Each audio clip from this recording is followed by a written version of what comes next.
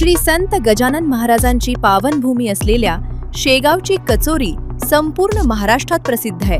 शेगावात दर्शनासाठी येणारा प्रत्येक भाविक इथली कचोरी खाल्ल्याशिवाय परत जात नाही। मात्र याच प्रसिद्ध कचोरीबाबत एक बातमी समोर आली। शेगावच्या प्रसिद्ध कचोरी सेंटर्सपैकी एक असलेल्या तीरथराम करमचंद शर्मा या दुकानात बुलढाणा अन्न आणि औषध प्रशासनानं काल गुरुवारी पोहोचून मैदा आणि खाद्यतेलाचे नमुने घेतल्याची माहिती आहे। सदर कारवाई ही दर 6 महिन्यात केली जाते, असे कचोरी सेंटरच्या मालकानं सांगितले।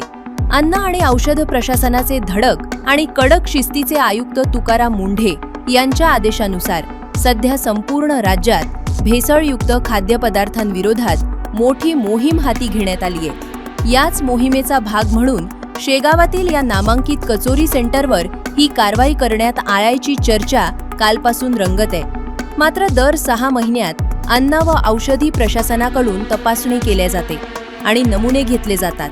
त्याच प्रकारे गुरुवारी नमुने घेण्यात आले।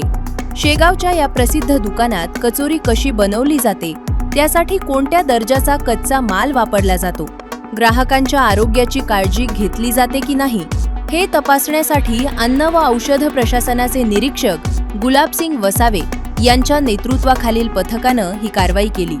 या कारवाई दरम्यान पथकानं कचोरी बनवण्यासाठी वापरण्यात येणारे तेल, मैदा, मसाले आणि इतर कच्च्या मालाचे नमुने गोळा केले आहेत। हे सर्व नमुने आता प्रयोगशाळेत तपासणीसाठी पाठवण्यात आले आहेत।